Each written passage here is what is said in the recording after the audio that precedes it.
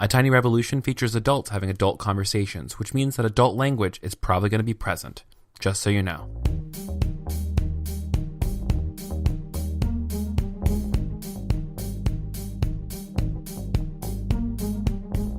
Hey there, you're listening to A Tiny Revolution, a podcast about ordinary people living revolutionary lives.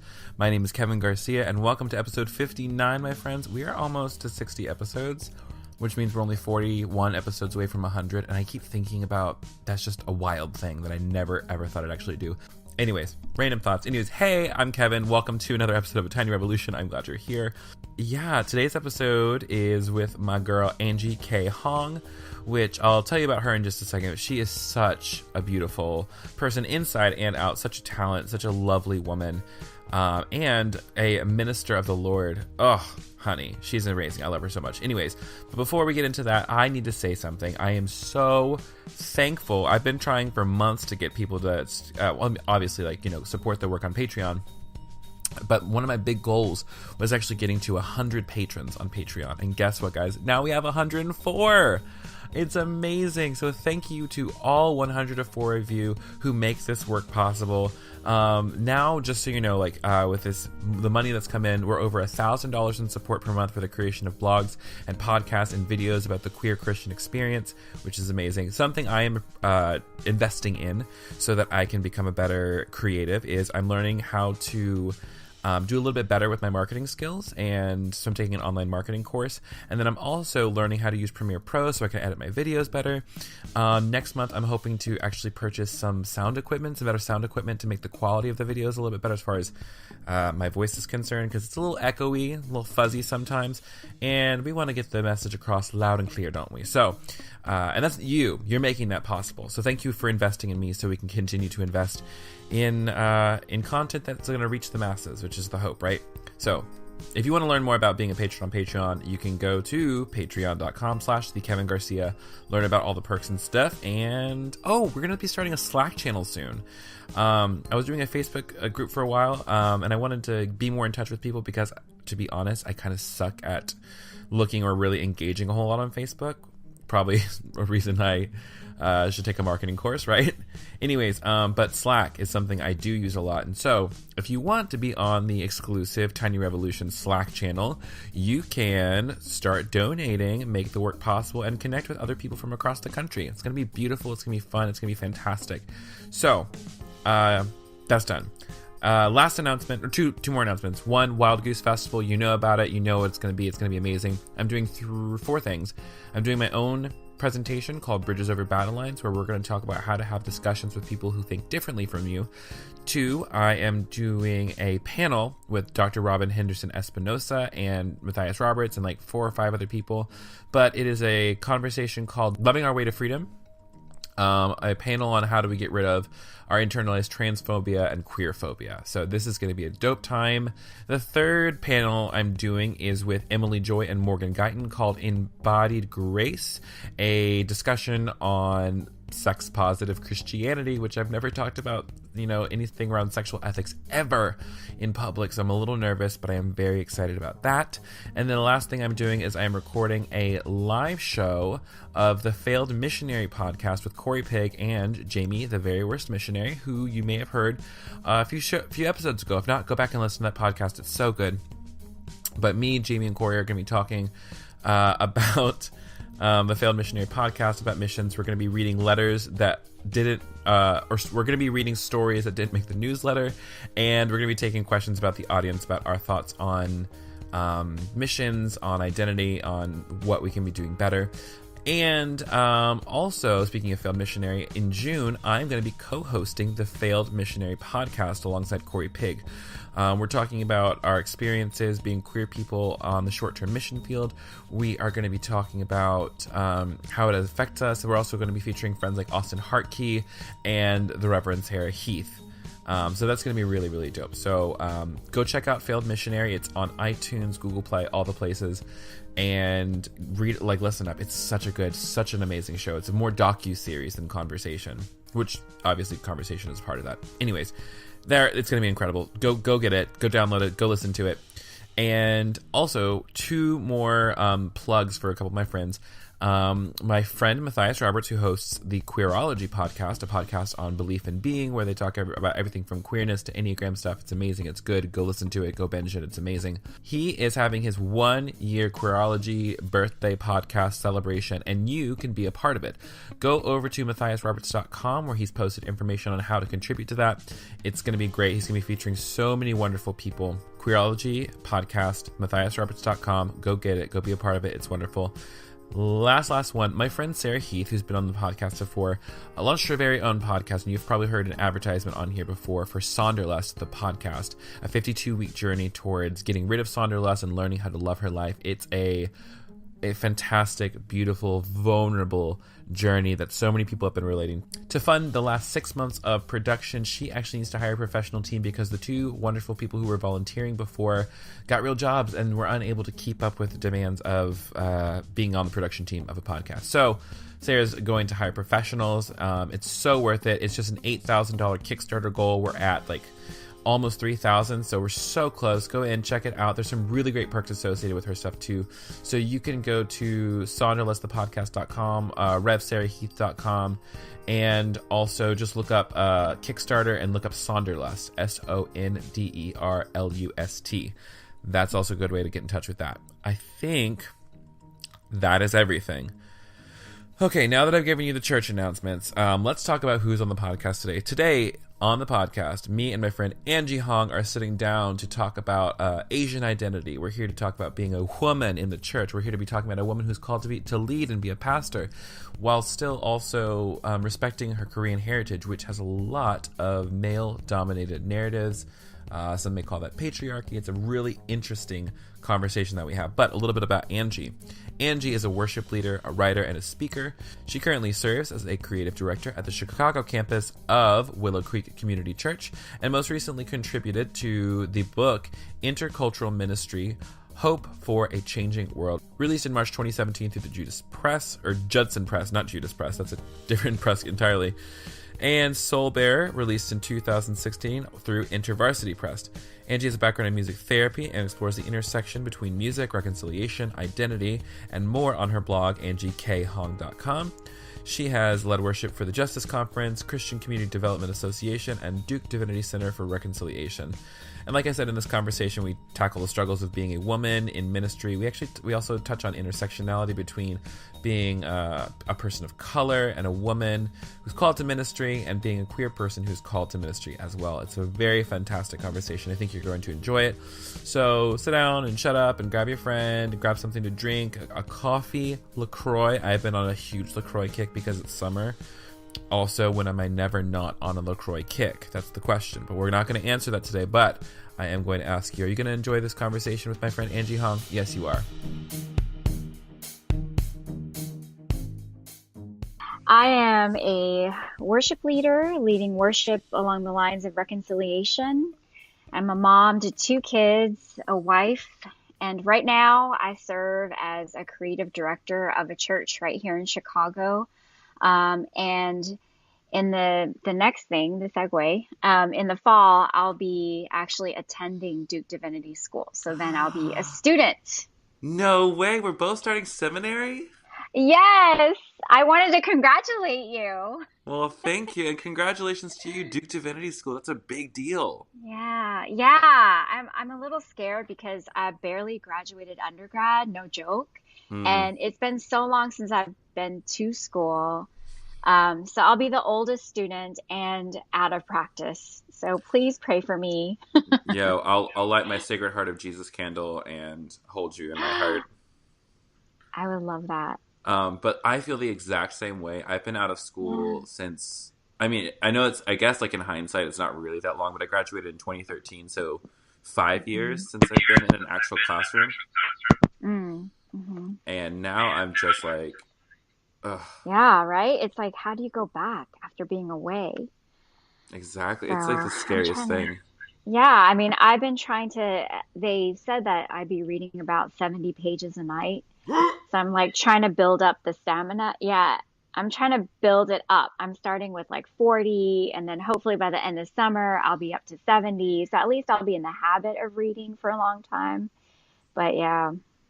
That sounds Oh my gosh. See, now like I'm like I, I wasn't prepped for any of this. I'm moving in on July 1st. oh wow. When does your school start? Um, Technically speaking, I am moving in July for Greek Mm. school, was the Greek intensive. Ooh, But I wish I could do that. I Hmm. was told by a friend of mine who did it last year that uh, it's one of those scenarios where last year 30 people started, but only Uh-huh. 5 people finished because it was so intense. Oh, are you serious? Yeah, so I'm like, guys, like maybe you should like rethink your curriculum if like it's that intense that no one can barely pass Yeah, it. it's too intense. Too intense. Yeah, but what do I know? Uh, I haven't been to school. Maybe those people are like me and just got scared and didn't push through. Who can say? But we'll find out together, you've won't got we? it. Yep, you've got this though. Yeah, You got it. and if I don't Yeah. got it, like my worth is found in Jesus Christ, my Savior, and I can just take it again later. Always, always. Yep. Yeah. Hmm. Anyway, Hmm. so you're a worship leader, you are a mom, you are an Asian American Hmm. woman. And I know one Hmm. thing I wanted to talk about was this is something I see on your Twitter presence a lot is talking about the fact that so many times, especially on conference stages, I mean, like this is like the problem across Hmm. the board. It's so full Hmm. of A, men, and B, particularly white men. Hmm. And Hmm. how oftentimes, even in, especially in circles surrounding talking about racial reconciliation or racial justice, there aren't a Hmm. lot of Asian participants, or not a lot of, especially not a lot of Asian women on those platforms. Yeah. Um, well, I woke up one day a while back and I realized that all my spiritual formation from books to pastors to music, it was all written and spoken and sung by mostly white men. Hmm. White men and Beth Moore. Shout out to Beth. I mean, I don't, Yeah, yeah, and yeah. when I'm looking at my children and for my children's children, what do I want them to be spiritually formed by? And, I realized that it has to be more than that. And, I've intentionally sought out different kinds of resources. I've built up my arsenal, but I don't want, our kids and our future generations to have to work that hard Right. to find different voices, because it also suggests that only a certain kind of people need to be spiritual authorities or can write good music or can come up with great content, and that's certainly not the case. Yeah. And so we need to look into how to systemically correct that so that the future generations will be normative. Yeah. Because it Yeah. is like it is a systemic problem, and it comes from Yeah. the patriarchy, white supremacy across the board. And Hmm. even though there's so many spaces who quote say that they're committed to like racial justice or to intersectionality, a lot of those voices that say Hmm. that they're committed to these things often are white voices, and they don't decenter themselves. They don't surrender their platform or surrender their power so that other people can have a chance to grab the mic and share a different version of what God is doing through their Hmm. specific cultural racial lens. Yeah. It's a very hard sort of death. Hmm. Hard to let those things die, to let those things go, to trust other kinds of people, other kinds of theologies that are theologies, Hmm. credible theologies. And So not just a I, hyphenated theology where they put like Asian yeah, theology or queer yeah, theology or Black yeah. liberation theology. Absolutely. Yeah. Yeah. Like when, so, we're at the point where James Cone has just passed away. And, Hmm.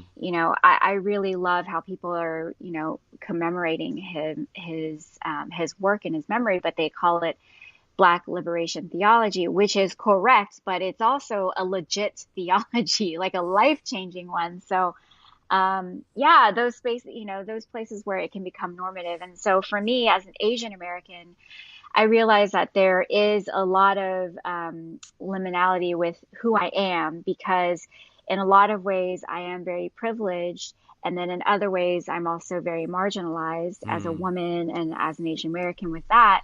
And so I realize that there is, it's very, very complex. I try to bring up the conversation as not gently, but as I'm trying to think of the right word, in a way that's Generously. not. Yeah, thank you. In a way that's generous, but that also just warrants some discussion, because even in POC and other organizing spaces, it's sort of like, who are we in that?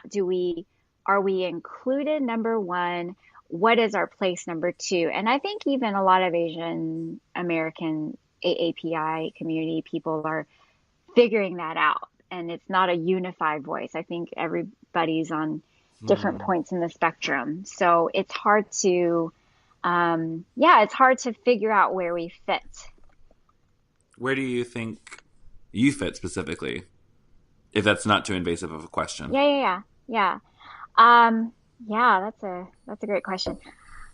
I go, here is my personal sort of take on this whole situation. Mm. So, first part is to understand all my intersections in their fullness, knowing that my dad, my family, my parents were immigrants and they were immediately marginalized because they were not one of those educated, I can afford to come to America situation. They are uneducated. They started from the bottom, and they really, really did work hard to rise to afford things for my brother and I. But they did that by stepping on the backs of Black and Brown people. Mm. And so I own that as part of my privilege. And because of that, I feel that justice includes redeeming that part of the story of mine. Yet I'm also, you know, um, treated as an object, objectified, and exotified as an Asian American woman. So then I try to raise awareness about that and to fight hard to bring justice to that. So I believe that Black Lives Matter movement, and also sort of like lifting up queer voices and anybody else marginalized in society will only help and will only further any cause that I care about, Mm. as an Asian American woman. That matters, like to me personally, as an Asian American woman. Um, and so I am hoping to dedicate as my liturgical practice in life to lifting up those voices, to supporting and empowering other marginalized voices, because that only helps all of our liberation. So that's sort of how I look at it, And if it means that, I'm not like, rah, rah, what about the Asian Americans? That's that's fine. I just want to know that there is a place where I can be included and where I have like a place in it as well. So, Mm. yeah. Yeah. I think that, yeah, I co-sign on all of that stuff because I think a lot of times, like especially in queer progressive circles, especially queer Christian circles, it's Mhm. very easy for especially white queer Christians to, and I'll even go even a step further, white queer. Let me back it up. White Yeah. gay male Christians, especially, Mm. because Mhm. so many of these spaces were started by white gay males and who are Mm. brilliant and who have have done so much for the community, but Mhm. also started at a time like I think about like for example like Q Christian Fellowship, Mm. started by Justin Lee, who's done amazing work for so many people, Mm. white gay male. Started at Mhm. over 10 years ago at a time where just like conversations around racial justice and intersectionality weren't happening. And so I think a Mm. lot of times it's really tough um, to go back and say, oh, well, we also need to add this, racial justice aspect into our work because that's important. Or we need Mm. to talk about trans lives in addition to that. Or we need to talk about the specific experiences of Black lives and Asian lives and Native Mm. lives, in addition to Mm. our own, as valid. And the thing I've noticed so much is that like the people who get butthurt the most is just white Mm. gay dudes who just like, this doesn't feel comfortable to me because they get they made they're made not made to feel uncomfortable, but they feel uncomfortable because something is challenging their whiteness and their maleness. And I think it's so frustrating to go into spaces like that where it's like, don't you understand that like it's exactly what you said. It's that your liberation is bound up in mine, like my freedom, your freedom. We're not going to get there unless we're both getting there together. Yeah, that's where I learned that lesson. I think where I saw it really up close was when I went to Israel, Palestine a year ago, and we spent time in both Israel and Palestine. And we started out at the Holocaust Museum, where it was just the horror of the Holocaust, and the Jewish people just started telling their story and how they how they just fled from Europe and how they found this, Israel, and how, they had to flee from their countries to come. And I just, but then they turn around and they're occupying these Palestinian places. They're actively, invasively taking over their land, and just without, with any, it's almost like they just forgot history in a matter of a generation of what happened to them. And the exact same thing, it's like they're telling Palestinians, take your keys with you, you'll come back. I mean, that's exactly what happened during the Holocaust. That's how the Hitler regime got the Jewish people to leave their homes, is take your keys, pack your bags, because you will be coming back. This is just a temporary thing. And the Jewish people are telling Palestinians right now, like actively, you'll come back, don't worry. And then these Palestinians are now in these refugee camps. I mean, it's uncanny, the similarities in the language, and all of that. I mean, even in our current administration, there's a lot of that same language happening. So it's almost like it's too easy to forget. And I think it's easier to forget the more we get wrapped up in just caring about our own and our people and what's happening to our people. So I think maybe, and I'm just thinking about this, a unique giftedness of the Asian liminality, and maybe for you too, like the queer liminality and queer spaces liminality is the challenge to embrace the both and, Yeah, say more about that, the both and. Yeah, I mean, I feel like remembering where you're coming from and lifting up all marginalized voices will only be so much more of a greater freedom and liberation for yours and your own. But it is, like you said, wrapped up in everybody. So the more we can lift up each other as a united community, because I think white supremacy also seeks to scatter and divide all of the marginalized. Yes. And so the more we can unite around each other in a true community, I think the more we can model a new Jerusalem that will be completely liberated, Yes. And it's all Jesus. That's all Jesus kingdom work. Come on, Muharista. Over here using the word kingdom. I am such a huge fan of switching that up to the word kingdom, specifically for specifically around the idea of like like we Jesus is often depicted as a king, but I think like it's so interesting. Like this thought just came to me right now. I was like, Jesus never himself like claimed a political authority. Jesus himself never claimed to be the king of the Jews. Like that was something that at his crucifixion like was placed upon the cross as like kind of like a mockery to him. And so I sometimes wonder, just like when we say like the kingdom of God, like we're speaking like Jesus was speaking in the terms of the people of the time, so that they could understand this is what God is doing. This is the world that God wants to create. This is the community God is trying to foster.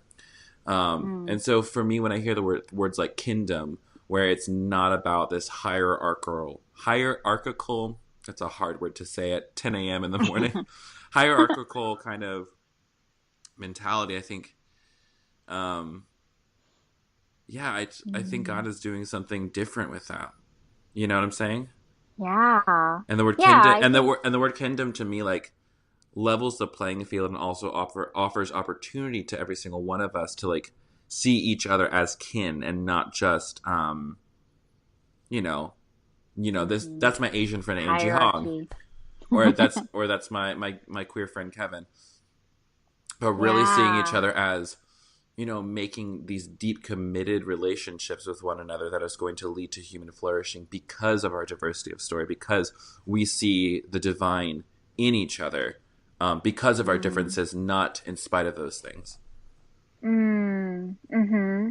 Yeah, you're right. I mean, when I think about kingdom, I think about like for some reason I think about land that needs to be conquered or like some sort of territory. But whenever I think about kingdom, I immediately think about people. Mm, I think about people. So, and that's because we've been conditioned to think of those words in different ways. But I think the more we can normalize it, I'm all about that. I'm mm. all about that. It's not normal, actually. Oh It may be no, normal to us, but that's kind of, whoa, that's kind of earth shattering to some. So, yeah, I think that's like being these radically inclusive voices, or at least wanting to be radically inclusive voices. yeah. Um, it really shakes people up, and I think it's because like I think about like proximity to whiteness as the thing that like will also be your proximity to like uncomfortable conversations. Mm. Mm-hmm. Um, Mm-hmm. like I was talking with a friend recently about coming out as genderqueer, Mm. and using like he and they pronouns. And as we're sitting there at lunch together, he was like, I just can't think of something like outside of just like a male and female kind of thing. I can get like a trans a trans binary identity, like a trans female or trans male, but like being non-binary, just like somewhere in between, or it's like I just don't get it. I'm just Mm. like that's okay, well you don't have to Mm. get it, but it's here I am. And so Yeah. and I think of, and I love this person so much because he is somebody who I think does he knows he white, and he knows that he has so much to learn, and I think like that's the posture I wish that more folks had. It's just like Mm. it's like I'm not mad at you because you're white. I'm mad at you because you don't listen. Yeah. You know what I'm Yep. saying? Yeah. You ever try to explain like just like your experience in your like the liminal spaces or the in between spaces, or even just like Yeah. your experience exclusively as an Asian person, like, and just people just don't get it because they're not from your background, they're not from your culture. Yeah. Yeah. Yeah. Yeah.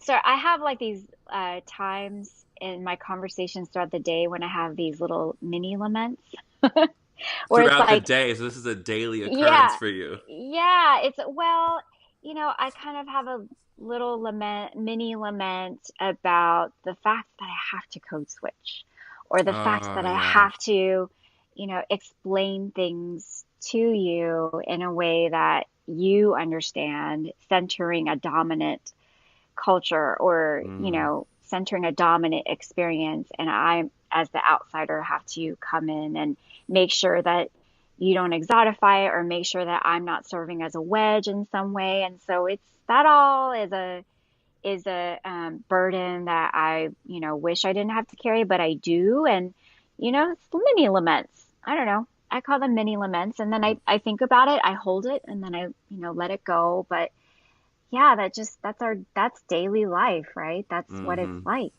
Yeah. Yeah. And for people who don't know what code switching is, it means that basically when you are going around your life being your complete self and then you run into somebody, particularly white people, or you're in a space where you're not quite safe to be your full self, like you change how you talk, you change how your mannerisms are, you change something about yourself to make yourself a little bit more palatable to the room that you're in. Hmm. Um, Yep. and so like I think about this like when I go into uh being a queer person walking into like a predominantly a conservative Christian church, Like, for example, like the other week, Amelia and Matthew Vines and I were in North Carolina for this event at a conservative Christian I heard church. about that. Oh, honey, let me tell you.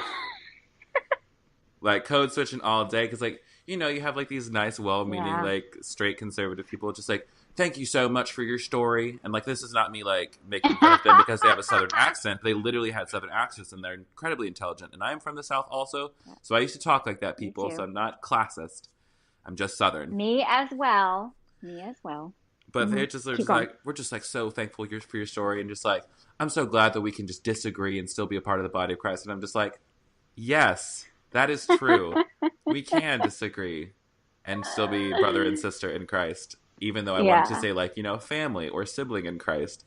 Yeah, right. And so, because, like, you know, I don't want to sit there and try to explain, like, you know, gender queerness to them. I don't want to sit there and explain, like, you know, all these other things. Or a part of you is saying, it is 2018, people. Really? Like, you're just now hearing about this? I don't think so. You know, it's, keep going. What's interesting, though, too, is I found that I'm very thankful that I do have, like, spaces that are exclusively queer or are exclusively queer, so that I can walk into a space with my full self and not have to explain things. And I found that those spaces that I can find where I can be my fullest self is really powerful and very healing because I feel seen. I'm sure. Do you have spaces like that for you where you can go with like the exclusively Asian spaces that help kind of like heal those parts of you that have been wounded? So. Or is it more few and far between for you? This is a great question, and I think that a lot of people maybe feel this way. So, like, if you grew up in a mono-ethnic setting where you kind of had your bubble of friends, and then you feel that God is calling you to be part of something more diverse, whether it's ethnically or just anything, just in any environment. And then it's like hard to go back to the mono-ethnic because you've experienced something different, and there are different things that you care about and things that you've come into awareness about, but that aren't really discussed like in your mono-ethnic community. So, you know, in my mono-ethnic community, I still have my Korean community, which I love. But are we going to talk about like our intersectionality? Are we going to talk about gender dynamics? Are we going to talk about sexuality? Probably not. And so then, like, what do I do? And then like and then in other spaces, I kind of don't quite fit either. And there was this group called the Progressive Asian American Christians that started online, basically. And that's kind of been my special magical unicorn group. Yes. Because I do feel like those are like-minded people that are coming together, but it's a virtual community. So it's a community online, which isn't really a true get to know you. I know these people intimately sort of community, but it's hard. I have found that to be a very healing space. Yeah. It's very, I mean, like, thank God for those online spaces for real, because there's like, without them, like, I wonder where would I have been if I didn't have those spaces to, like, at least those digital spaces to converse in and connect with. And I've honestly, like, I've met some really fantastic people, and some of us are plotting together to get together in a couple months and do a little retreat, which is super exciting. Because, like, I think it's so important to, like, try and get these people in the same room, or get these kind of like-minded people in the same space, so that we can, if anything, take a breath for once. Because I feel like so many times, like, we're walking around the world holding our breath sometimes because we are trying to just, like, make it through a day. And so to have a space like that, and at least for me, and I will say, like, I'm very lucky because I live in Atlanta and we're a super queer friendly city. And so for me, finding real life queer spaces is easier than I imagine finding something like a exclusively Asian space. Yeah, Especially gotcha. in like a landscape like Chicago. I don't actually know the landscape of Chicago at all, or like the ethnic landscape, if you will. Yeah, yeah. Yeah, it's a well, I've been here for 2 years. Chicago is just so interesting to me. I'm still so fascinated by Chicago, especially growing up in the South. I mean, oh, this is like nothing I've ever What seen. part of the South are you from? Um, I'm from Atlanta. How did I not know that?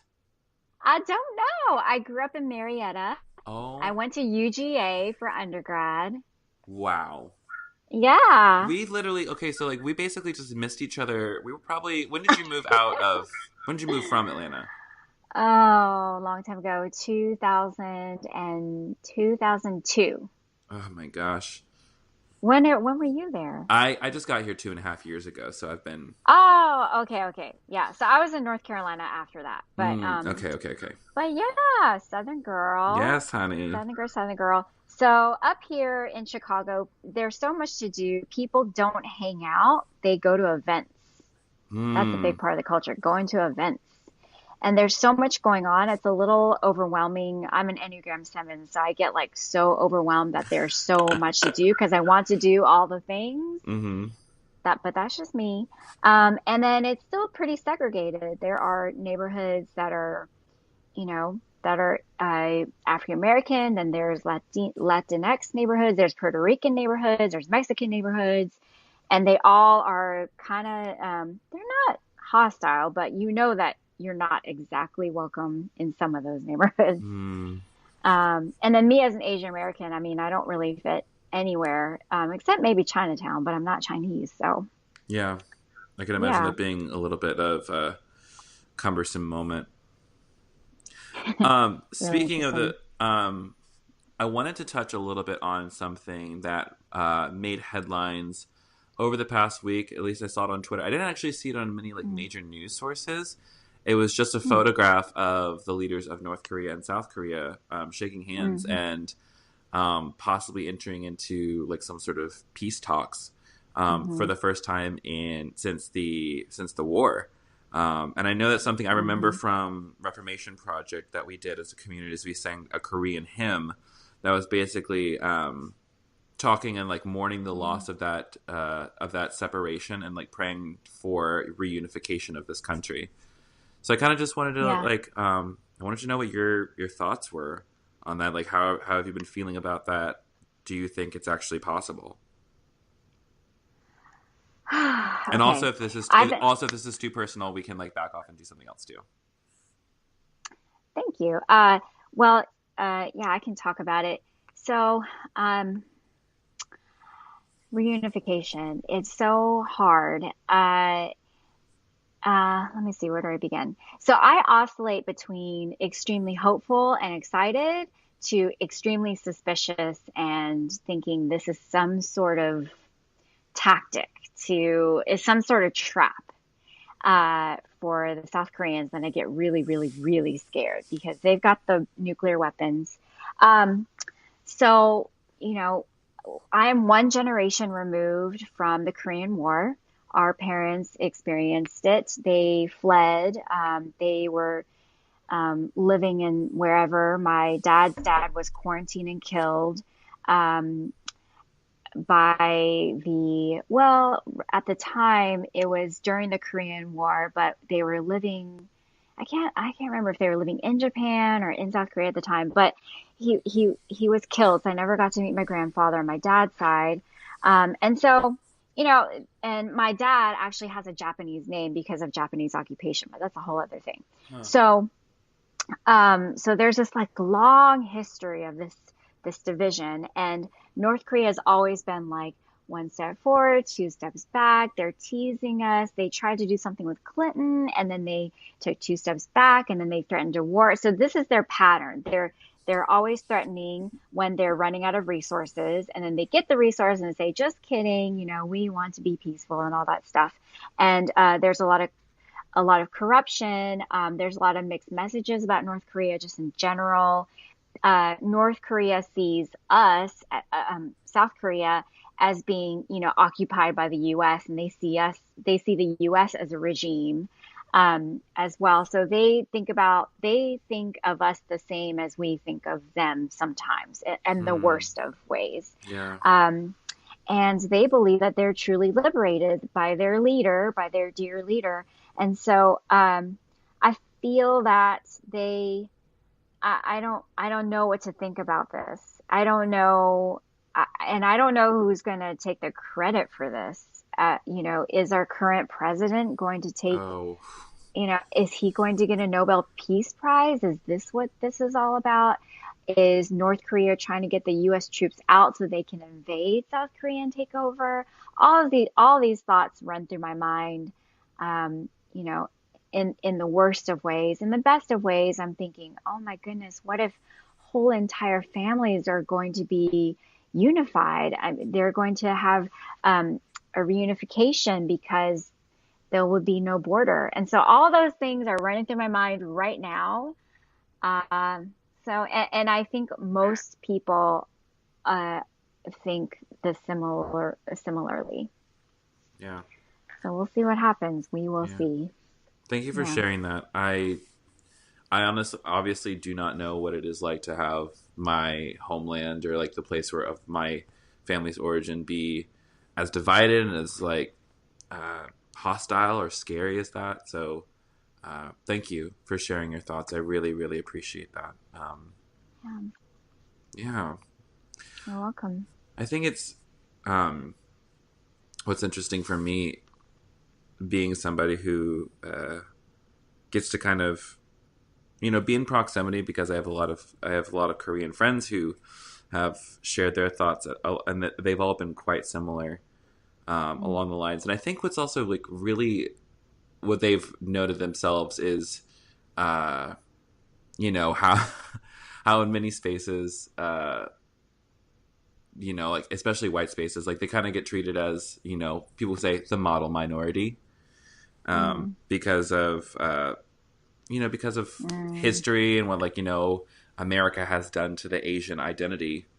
They they don't always get to engage in conversations like that because people just read them as white or just say, oh, you're not like those Asian people. Being that we're under like a really shitty administration,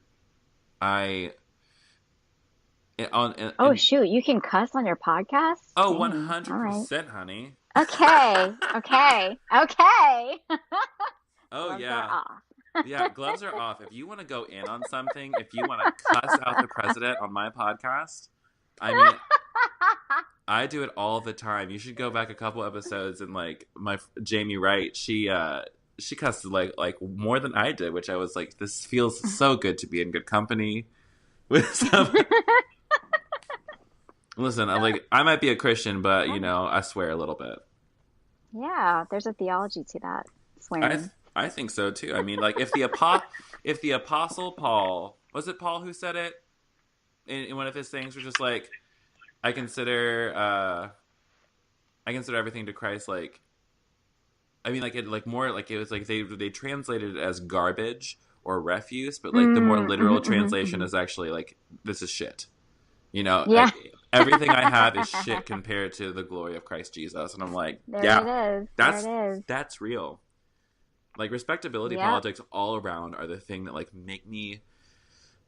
It's like on the one hand, I know that I have to play the game in certain places, but I hate the fact that I have to play the game. I hate the fact that I have to refer to it as a game, like where like I'm trying to pick and choose which identities I bring into a room or which identities I tone down in order to make progress in one area or another. Mini lament. Or big lament. Maybe. Ooh, many. Now I'm thinking, I'm just like, this could be a creative project, the Many Lament Project. Ooh. Yeah, I mean, it brings you into awareness of how often you have to do it. Yeah.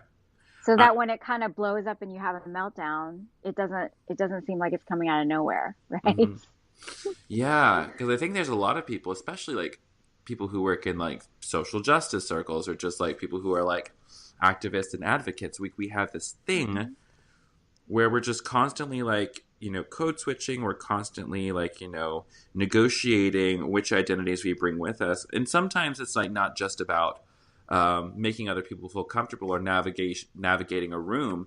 Sometimes it's about physical safety too. Like, I think about like where I'm going in Atlanta. Like today, do I want to put on lipstick or no?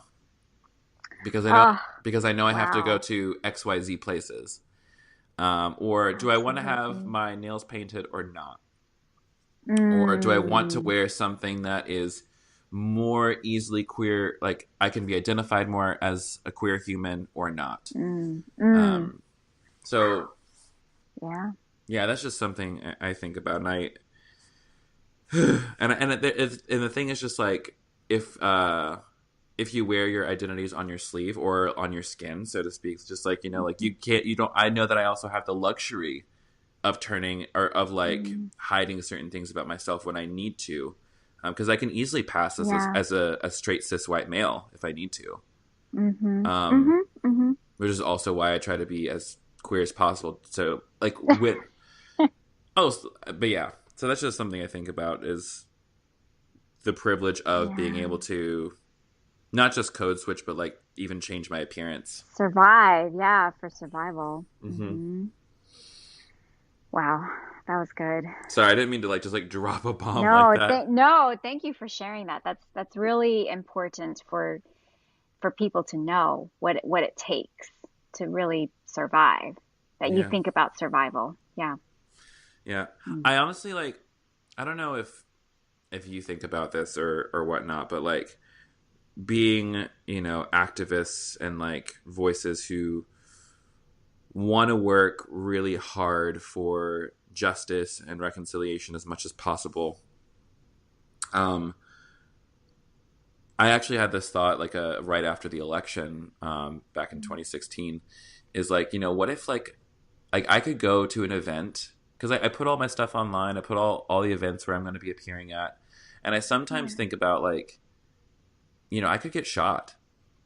And, being voices for radical justice and radical love, like it pushes up against the, it pushes up against the walls of the gates of hell, which I will call the gates of white supremacy. And, the gates of hell, like, they have some spears that like to poke out and like wound people and sometimes even take them out. And so I wonder, like, I don't know if you relate to this since the election, but just like, do you ever feel like your own safety sometimes is in jeopardy because of, you being this dope Asian American woman who is like fighting for your place in the church and in society? Yeah, well, okay, so physical danger, I'm obviously not, I'm more aware of being a woman more than anything, like physically, in a lot of, when you think about neighborhoods and, I mean, a lot of places, just being a woman is just really hard. And in churches, especially because it is very male dominated. Right. So all my bosses in churches have been male. They've been white male and then Korean males, which are also patriarchal societies. So it hasn't, physically there's some sort of risk there, but also, so like, being myself is also risk professionally, because I can't, there has to be ways of saying it to which the dominant culture will understand and hear it gently instead of putting up their defenses. So there's that sort of danger professionally. And also, because if you get a work performance review, say, and you don't score as well because you don't, you're not as well liked for this and that, and because you can't be your true self, I mean, that affects your pay, that affects how others perceive you. And it's all this trickle down effect. So professionally, yes, it's risky. And then personally, it is risky. I think one thing that a lot of Asian American friends and I have been processing through is how do you show certain sides of yourself without being inauthentic? While still being authentic, how do you show sides of yourself so that you're not just bleeding all the time by those invisible spears? And we talk about that a lot because I think this, in this world, in these liminal spaces, you kind of have to, like you said, you kind of have to choose your armor when you go out. What side of myself am I going to show today in which I can survive, possibly even thrive in, and how can I still be authentic? That's an art form to me. Yeah. And I don't even know if I still think it's all the way right, Yeah. So yeah, there's some sort of that you kind of have to reconcile with yourself, I think. Yeah. Can I ask a specific, like kind of like a little bit more of a question? It's something that you mentioned just in passing, that some of your bosses being Korean male pastors and that being a patriarchal society and kind of cultural context.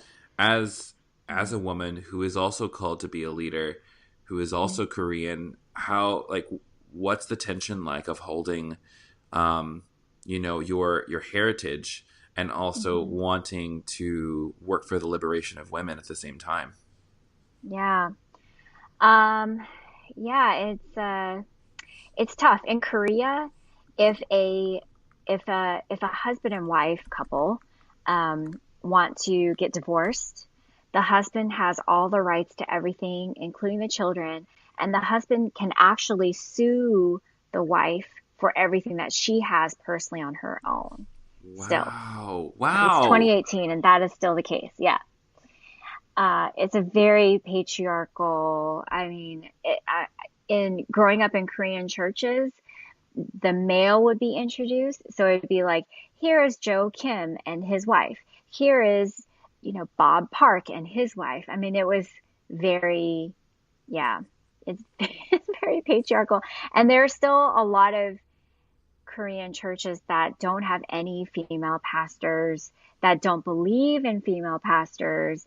And I don't even want to get into the gay queer conversation because that's a whole other thing. That's a whole, I'll bet. Right. Yeah. Right. So yeah, it's still very patriarchal. I think the second generation, the second and third and on, maybe is open to a different thing, but we are still so formed by the conservative white evangelicals, like I said, the white male pastors and books and all of that are complementarian, that it's really hard to bust into that. And I'm hoping, my only saving grace really is my social media platforms, and my writing and my stage presence whenever I'm on a stage. Hopefully that gives some glimmer of hope for, Angie from 20 years ago that is feeling like, I feel like I am a leader, but I feel like I'm crazy. They're making me feel that I'm crazy. I want to show that there are people out there that are trying to pave the way for them. And that motivates me. That really does motivate me every day to do what I do. Yeah.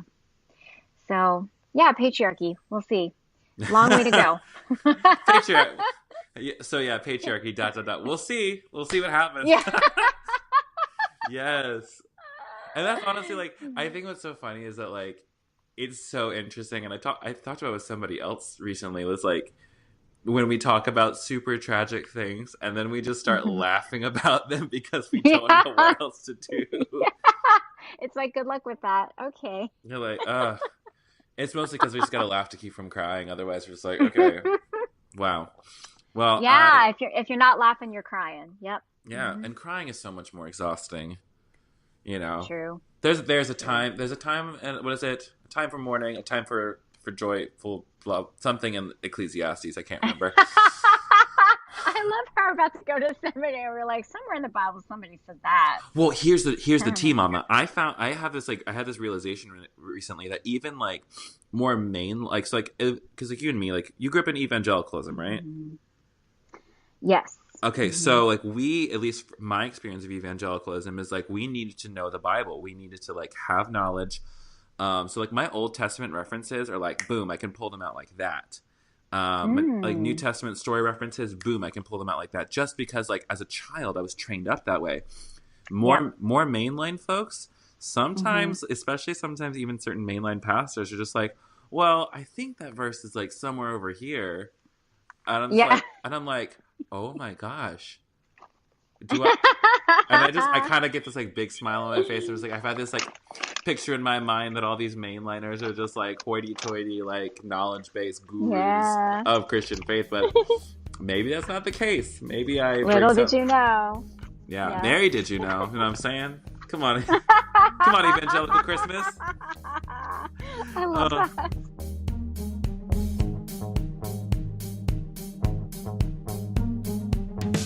That was my conversation with my friend Angie Hong, and you can connect with Angie across social media at Angie K Hong. That's K-A-Y spelled out. Angie K-A-Y Hong.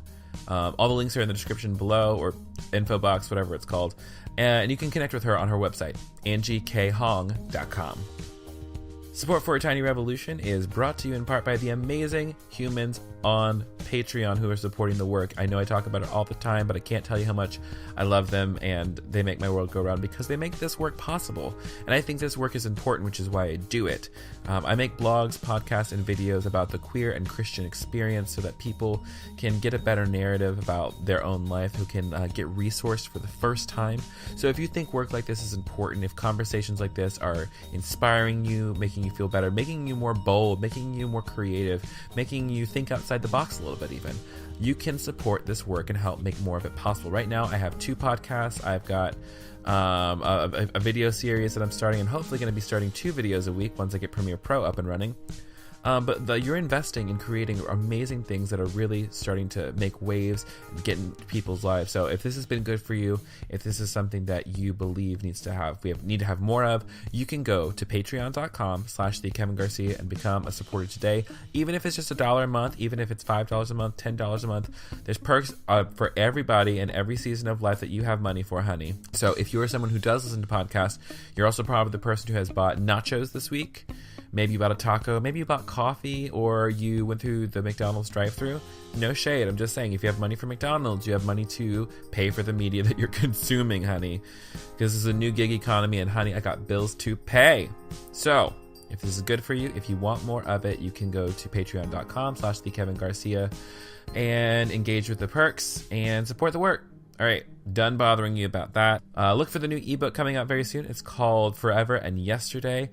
Essays and thoughts about being queer and Christian and figuring out along the way. It's coming out hopefully by June 1st, if not before. Also, if you're listening to this the week of May 21st, the new Queerly Beloved t-shirt line is going to be live on our Threadless shop, and it's going to be at thekevingarcia.com/merch.